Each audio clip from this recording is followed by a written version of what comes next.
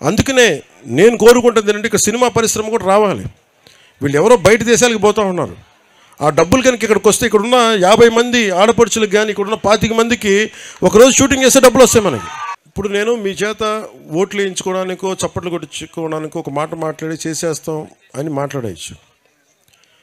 కానీ మనం సుప్రీంకోర్టులో కొన్ని హైకోర్ట్స్లో ఉన్నప్పుడు కొన్ని జాగ్రత్తగా వ్యవహరించాల్సిన పరిస్థితి ఉంది. అన్ని ఉద్యోగాలు మనం ఎవరైనా సరే ఉద్యోగాలు ఎలా వస్తాయి మీరు ఆలోచించండి. స్కిల్ ఉండాలి. ఒకవేళ నాకు రిజర్వేషన్ లేదు, రిజర్వేషన్ లేనప్పుడు నేను ఏం చేస్తాను చెప్పండి? స్కిల్ డెవలప్ చేసుకొని వెళ్ళాలి. రిజర్వేషన్ వచ్చే వరకు వెయిట్ చేయడం నాకైతే భయం వేస్తుంది నా జీవితం. సో నేను మీరు చెప్పిన GO3 ఏదైతే ఉందో దాని గురించి ముఖ్యమంత్రి గారి దృష్టికి తీసుకెళ్తాను. ఈ లోపు మీరు ఆర్థికంగా ఇబ్బంది పడకుండా మీకు స్కిల్ డెవలప్మెంట్ చేస్తే మీకు ఫలితాలు వస్తాయి, మీకు ఆర్థికంగా బలోపేతం అవుతారు. మీలో నేను మొన్న పోయినసారి అరకుకి పోయినప్పుడు ఒక కుర్రోడికి మార్షల్ ఆర్ట్స్ వచ్చు, మలేషియాలోకి వెళ్దామంటే అన్న నాకు సపోర్ట్ చేయట్లేదని. అలా ఎంతమంది మీరు ప్రతిభ మీలో ఎంతమంది ఉందో మీకేం తెలుసు? మిమ్మల్ని మౌంటైనీరింగ్ పంపించామనుకోండి, మీరు ఒకటి తెన్సింగ్ నాకేలా ఉన్నారేమో. మీ ప్రతిభ పాఠవాల్ని బయటికి, మీ సమర్థత బయటికి తీయాలి. మీరు గొప్ప రన్నర్స్ ఉన్నారేమో, మ్యారథాన్ రన్నర్స్, గోల్డ్ మెడల్ సాధించగలరేమో, మీరు గజయితగాళ్ళు ఉన్నారేమో, సైంటిస్టులు ఉన్నారేమో, లేదంటే గొప్ప IASలో IPSలో స్థాయి ఉందేమో, గొప్ప పోలీస్ అధికారుల స్థాయి ఉందేమో. ఇవన్నీ మనకు తెలియదు కదా. అందుకని ఈ ప్రభుత్వం పెట్టింది ఏంటంటే స్కిల్ డెవలప్మెంట్ మీద దృష్టి ఎక్కువ పెట్టింది. హక్కులతో పాటు, జీవోలతో పాటు, కాన్స్టిట్యూషన్ పరంగా, రాజ్యాంగ పరంగా ఎలాంటి హక్కులు లభించేలాగా ముందుకు తీసుకెళ్ళడంతో పాటు స్కిల్ డెవలప్మెంట్ చాలా బాధ్యతగా తీసుకున్నాం. అందుకనే నేను కోరుకుంటుంది ఏంటంటే ఇక్కడ సినిమా పరిశ్రమ కూడా రావాలి. వీళ్ళు ఎవరో బయట దేశాలకు పోతూ ఉన్నారు. ఆ డబ్బులు కనుక ఇక్కడికి వస్తే ఇక్కడున్న 50 మంది ఆడపడుచులకు కానీ ఇక్కడున్న 25 మందికి ఒకరోజు షూటింగ్ చేసే డబ్బులు వస్తాయి మనకి.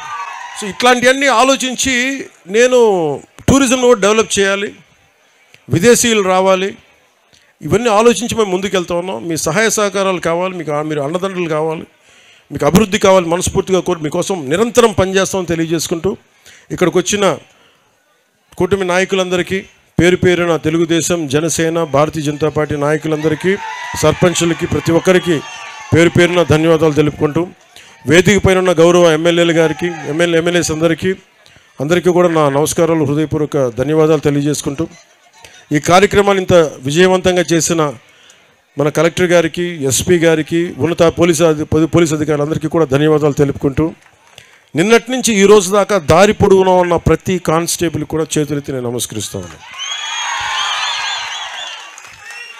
సో మనస్ఫూర్తిగా మీ అందరికీ, అలాగే ఈ రోజున నేను ఒక మాట చెప్పి ఫండ్స్ సరిపోవట్లేదంటే ఉన్న ఫండ్స్లో ఎలా అడ్జస్ట్ చేయొచ్చని ప్లాన్ చేసిన కృష్ణతేజ గారికి, PS మధు గారికి, OSD వెంకటకృష్ణ గారికి కూడా మనస్ఫూర్తిగా ధన్యవాదాలు తెలియజేసుకుంటూ మరోమారు ప్రధానమంత్రి గారికి నా ప్రగాఢమైన కృతజ్ఞతలు తెలియజేసుకుంటూ ఈ కార్యక్రమాన్ని ఇంత తక్కువ సమయంలో మాకు అవకాశం ఇచ్చి పెట్టుబడులకి మాకు నిధులు సమకూర్చిన గౌరవ ముఖ్యమంత్రి గారికి, శ్రీ నారా చంద్రబాబు నాయుడు గారికి మనస్ఫూర్తిగా ధన్యవాదాలు తెలియజేసుకుని సెలవు తీసుకున్నాను. జై హింద్. ఇందాక ముఖ్యంగా ప్రెస్ సోదరులకు చెప్పాను, నేను మీకే ముందు కృతజ్ఞతలు తెలియజేశాను. ఈ సమస్యల్ని బయటికి తీసుకొచ్చింది మీరే. మీరు కనుక ఈ సమస్యలను వెలికి తీయకుండా ఉంటే ఈరోజు ఇంత అద్భుతంగా జరుగుండేది. మనస్ఫూర్తిగా మరోమారు పాత్రికేయ సోదరులందరికీ మరోమారు ధన్యవాదాలు తెలియజేసుకుంటాం. ఇక్కడ పోదు సినీ ఇండస్ట్రీ మద్రాస్ కంటే ఎక్కువ ఫెసిలిటీ ఉన్న స్టేటు ఇండియాలో. రామోజీ ఫిలిం సిటీ లాంటి ప్రపంచ స్థాయి సినిమాలు, హాలీవుడ్ సినిమాలు వచ్చి ఇక్కడ షూటింగ్ చేస్తుంటే తరలిపోతున్నాయని అడుగుతుంటే ఇవన్నీ మీరు సోషల్ మీడియా అందుకనే చెప్తున్నాను. అందుకనే ఇవన్నీ రాజకీయాల కోసం ప్రతిదీ రాజకీయం మాట. ఇంత పెద్ద ఇన్సిడెంట్ జరిగి నాకే ఇవాళ నా కుటుంబంలో ఒక సభ్యురాలు పోయినంతగా బాధపడుతున్నాను నేను. ఎందుకంటే ఈ చూసిన తర్వాత ఆ కుటుంబం పరిస్థితి చూసి. అందుకని మీరు దయచేసి చిత్ర ఇండస్ట్రీ కాదు, IT కాదు, కానీ ఈరోజు ఇంకా స్కిల్ యూనివర్సిటీస్ కానీ హైదరాబాద్ వరల్డ్ లో మేము పోటీ పడుతున్నాం. ఇవాళ చెప్పాలంటే అన్ని రంగాలలో కూడా ఫార్మాలో 30% అమెరికా ఎక్స్పోర్ట్ ఫ్రమ్ తెలంగాణ. అలాంటిది రీజనల్ లింక్ రోడ్డు తీసుకొచ్చి వరల్డ్ మ్యాప్ లో ఉంచాలి అని మైక్రోసాఫ్ట్ అమెరికా తర్వాత వాళ్ళ సెకండ్ క్యాపిటల్ దాని సెకండ్ హెడ్ ఆఫీసులు హైదరాబాద్ లో పెట్టుకుంటున్నారు. గతంలో నేను ఐటీ మినిస్టర్ గా పనిచేసిన. అందుకనే ఏది ఎక్కడ పోదు.